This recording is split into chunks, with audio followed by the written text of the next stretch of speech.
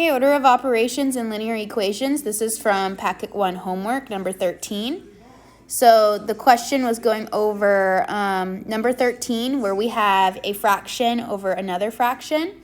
So the first step we would be doing here is just to simplify these fractions on the top and the bottom. So in order to do that, for the numerator, we're going to have to get common denominators before we can subtract. So common denominator between 3 and 4 is going to be 12. So in order to make this first fraction have a 12 on the bottom, I'm going to multiply top and bottom by 4. And on the second fraction, top and bottom by 3. Okay? That gives me 8 over 12 minus 3 over 12. Okay? Let's go ahead and do the same for the denominator. The common denominator between 5 and 4 is 20. So in order to make the first fraction have a 20 on the bottom, I'm going to multiply top and bottom by 4. And then on the other one, top and bottom by 5.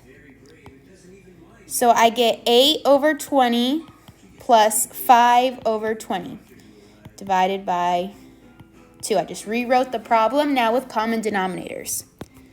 Still, this is my next step, is to simplifying these fractions.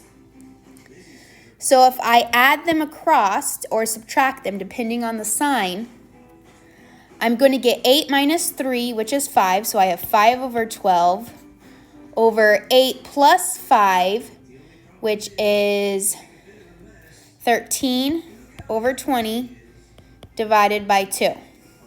Okay. Now we're only focusing on this part.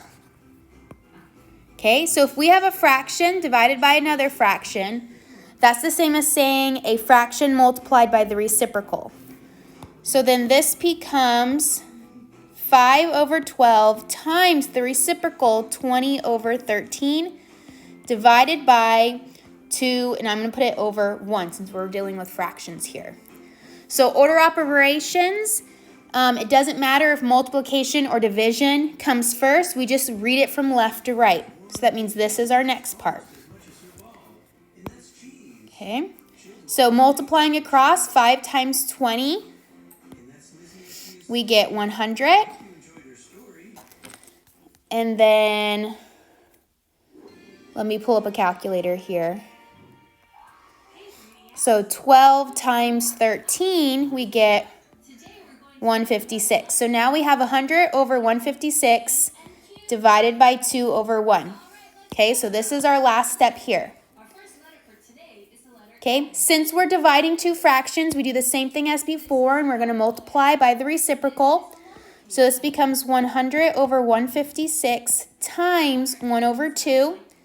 And multiplying that across, I get 100 over 156 times 2, which is 312.